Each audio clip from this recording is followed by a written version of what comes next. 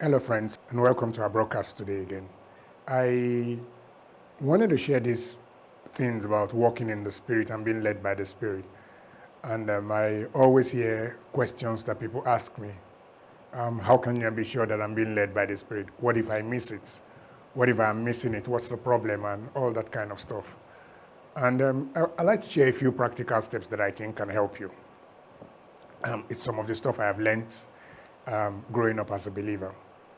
And the first and most important thing in my mind is the question I really ask people: do you want to be led by God? Or do you just have a set of plans that you think you want God to endorse?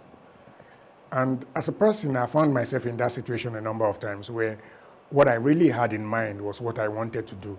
And all I wanted God to do was endorse it. It's just like, God, stamp my plans and let's move on. And I think that's the first problem with a lot of people. And I like to recall a scripture that I think can help you. Israel had a problem, and they were going on captivity to Babylon.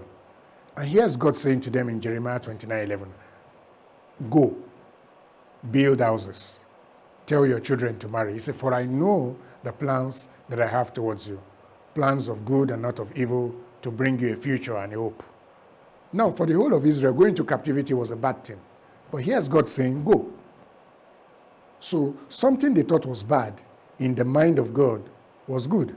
But yet God was saying, I know my plans towards you, plans of good and not of evil, to bring you an expected and to give you a future and a hope. So we have to first trust that God has plans. And his plans are essentially better than ours. He knows the end from the beginning. He knows everything. He knows what you are good at. He knows what skills he has imbued you with. He knows everything. Because of that, he's able to select, if you allow me to use the word, the best for you. And everything you have done, everything you have planned, they may be also good.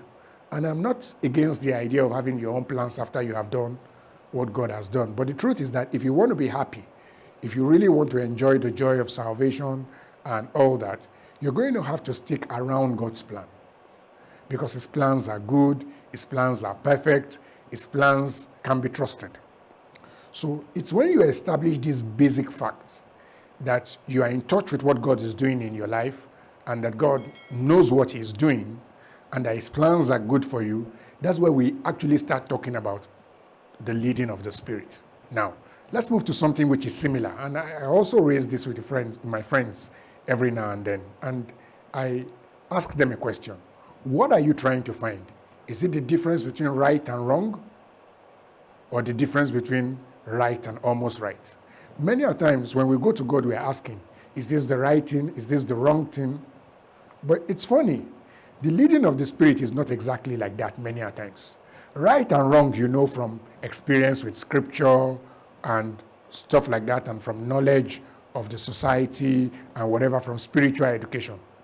But many a times, the leading of the Spirit is between right and almost right.